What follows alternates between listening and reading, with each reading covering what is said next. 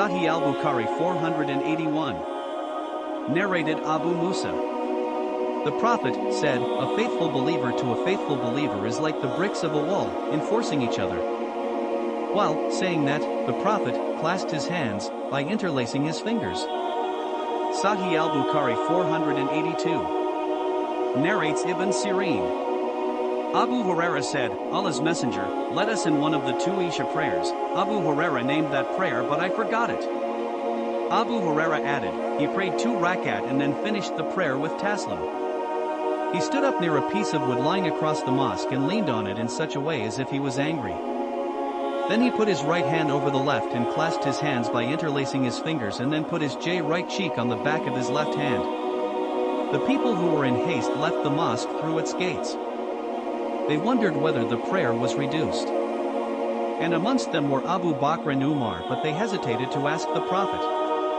A long-handed man called Dhul Yadain asked the Prophet, "O Allah's Messenger, have you forgotten or has the prayer been reduced?"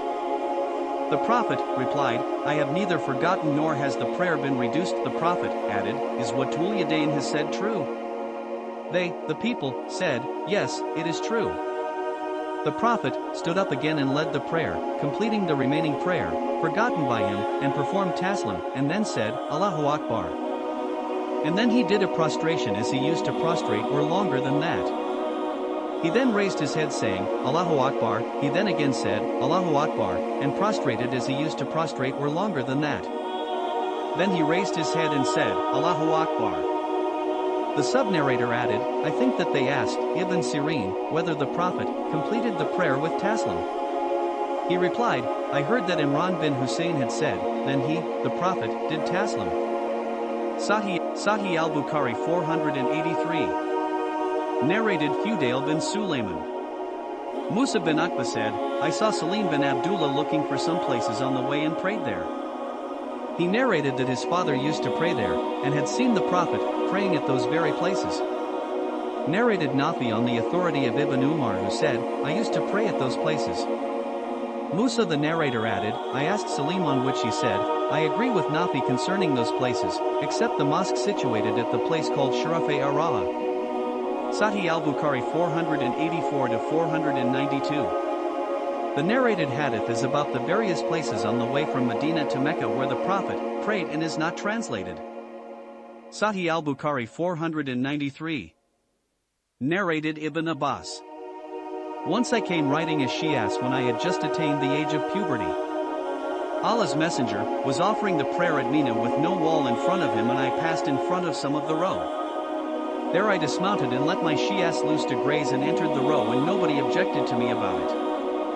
Sahih al-Bukhari 494. Narrated Ibn Umar. Whenever Allah's Messenger came out on ID day, he used to order that a harba, a short spear, to be planted in front of him as a sutra for his prayer, and then he used to pray facing it with the people behind him, and used to do the same while on a journey. After the Prophet, this practice was adopted by the Muslim rulers who followed his traditions. Sahih al-Bukhari 495. Narrated Aun bin Abi Juhayfa.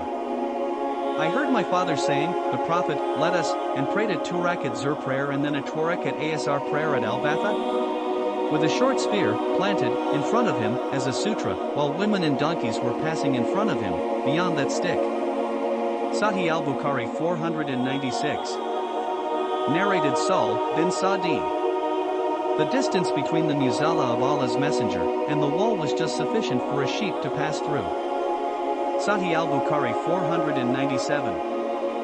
Narrated Salama. The distance between the wall of the mosque and the pulpit was hardly enough for a sheep to pass through. Sahih al-Bukhari 498. Narrated Abdullah. The Prophet used to get a harba planted in front of him as a sutra and pray behind it. Sahih al-Bukhari 499.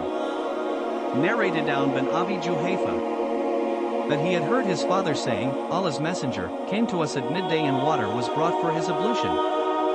He performed ablution and led us in Zur and Asr prayers with a short spear, or stick, planted in front of him as a sutra, while women and donkeys were passing beyond it. Sahih al-Bukhari 500. Narrated Anas ibn Malik. Whenever the Prophet went for answering the call of nature, I and another boy used to go after him with a staff, a stick or a short spear, or stick, and a tumbler of water, and when he finished from answering the call of nature we would hand that tumbler of water to him.